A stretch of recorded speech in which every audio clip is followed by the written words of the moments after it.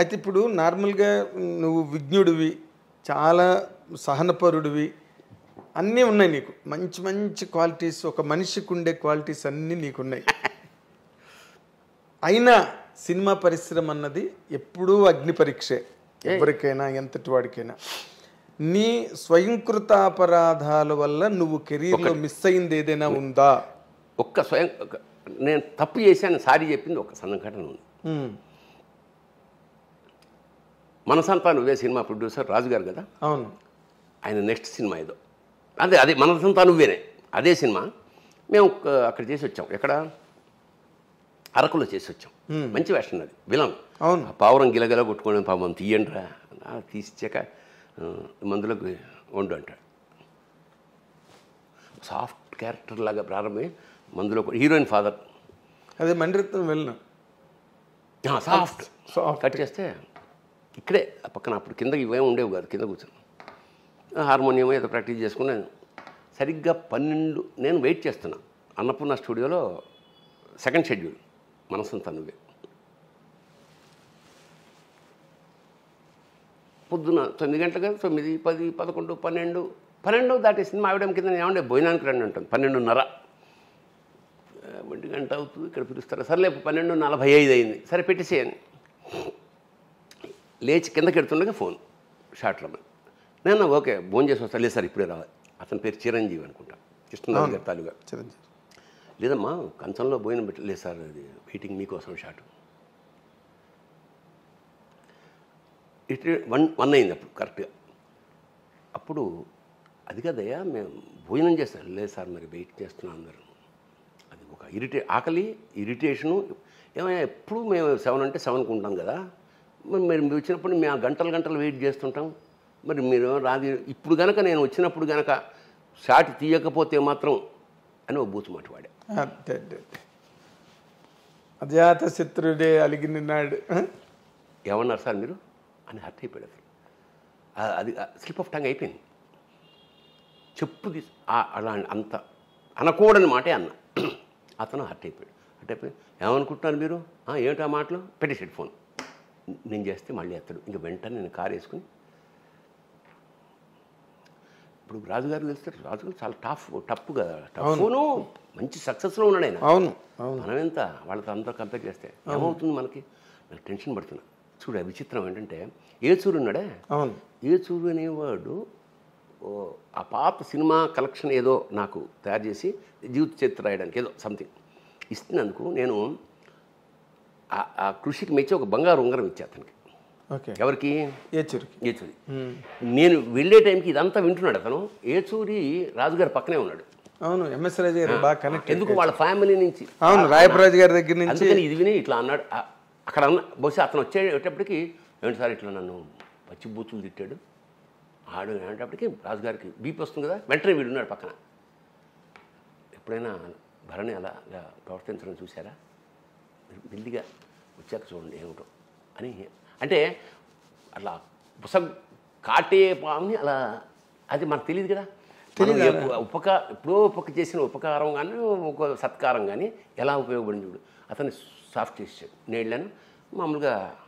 వెళ్ళాక నేను అతన్ని సారీ చెప్పాను. నేను ఐఎమ్ సో సారీ, నేను ఎప్పుడు ఇట్లా ఇలా మాట్లాడను, దాని ఆకలి వేస్తోంది, 2 కంచంలో పెట్టింది అన్నాను, మన్నించు అన్నాను. అతను కూడా చూసా.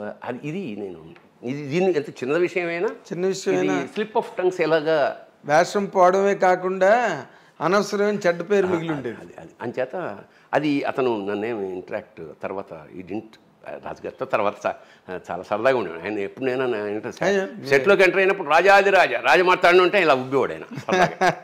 మంచి రిలేషన్. అట్లాగా అది స్వయంకృత అపరాధం అంటే ఇది అది అంటే ఇది స్వయంకృత అపరాధం కింద రాదు బాబాయ్. ఇవన్నీ సినిమా ఇండస్ట్రీలో నేను వీటిని కూడా చిన్న అంటే ఏంటంటే 40 ఏళ్ల కెరీర్లో ఒకరోజు కూడా నేను రేటుగా రాలేదు. ఒకరోజు రేటుగా రాలంటే అసాధ్యం కదా. అప్పుడు ఏం చేసేవాడిని అంటే 99% ఒకవేళ లేటుగా రావాల్సిన పరిస్థితి ఏర్పడితే ఫోన్ చేసేవాడిని, సార్ ఇది కారణం వల్ల రాలేదు ముందే చెప్పుకుంటే దాని ప్రకారం షెడ్యూలింగ్ చేసుకుంటారు కదా. స్వయంకృతం అనగానే ఇంకో తమాషా ఇంకోటి పోయింది నాకు మీదగా. ఈ గడ్డం పెట్టుకోవడం అనేది చాలా కష్టం ఏ ఆర్టిస్ట్కైనా. ఇదంతా రాసేస్తారు ఊపిరాడదు, తినబుద్ధి, స్ట్రాతో తినాలి. రామ్ గోపాల వర్మ సర్కార్, నాకు రామ్ గోపాల వర్మ సర్కార్లో వేషం ఉంది, పంపించి ఒక అమ్మాయి ఫోన్ చేసింది, బియర్డ్ ఉంటుందా అని అడిగా. అవును సార్, వాటి పేరు చంద్రస్వామి, ఆల్రెడీ ఈ గడ్డ ఉంది, లైట్గా ఉంది, పెట్టేటట్టయితే కష్టం నేను అన్నా. లేదు సార్ నేను అడుగుతానే, వర్మ అని అడిగాడు. లేదు గడ్డం పెట్టాలి అన్నాడు. అయితే నేను చెయ్యనన్నా. కట్ చేస్తే జీవా చేసాడు ఆ వేషం. మంచి వేషమే అది. అట్లాగా అంటే అది స్వయం, అది కావాలని కావాలంటే మరి అయితే అది నాకు ఇంకోదికి పనికి వచ్చింది. అవును ఆర్టిస్ట్వి నువ్వు, పెట్టుకుంటావు గడ్డం ఒక గంట, ఏం జన్మంతా ఉండదు కదా, ఓ మంచి అవకాశం పోగొట్టుకున్నావు కదా. ఇప్పుడు అమితాబ్ బచ్చన్ ఇక్కడ రామ్ గోపాల్ వర్మ, నాకు అమితాబ్ బచ్చన్ పక్కన వేషం పోయింది కదా లైఫ్లో, ఇంకా మనం అది అసాధ్యం కదా, అది అసాధ్యం. పైగా అమితాబ్ బచ్చన్ అమితాబ్ బచ్చన్ గురించి నా ఒక ఈవి సత్యనారాయణ గారికి ఒక యాంకరింగ్ చేస్తున్నా సినిమా ఏదో సూర్యవంశం. అప్పుడు అమితాబ్ బచ్చన్ గారు వస్తే, అమితాబ్ బచ్చన్ గారి గురించి ఏదైనా చెప్పాలని, అమితాబ్ జీ आप जब खड़े होते कुतुब मीनार लगते, जब बैठे होते ताजमहल लगते అన్న. నిలబడితే నువ్వు కుతుబ్ మినార్వి, కూర్చుంటే తాజ్మహల్. అట్లా అది అట్లా అంటే అవకాశం పోయింది కదా అని అది మన స్వామి. అయితే దీనివల్ల నాకు జరిగిన మేలు చెప్తా. లేదు మనం వేషం వేయాల్సిందే గడ్డమైనా సరే అని నిర్ణయించుకుని కట్ చేస్తే బాహుబలిలో మళ్ళీ వేషం వచ్చింది. సేమ్ వెళ్ళా కేరళ, అప్పుడు ఇలాగే పెంచుకుని వెళ్ళా. నా ఉద్దేశం అంటే ఇది చూసి చాలా అంటే జనరల్గా ఏం వేషమో తెలియదుగా వెళ్ళాను.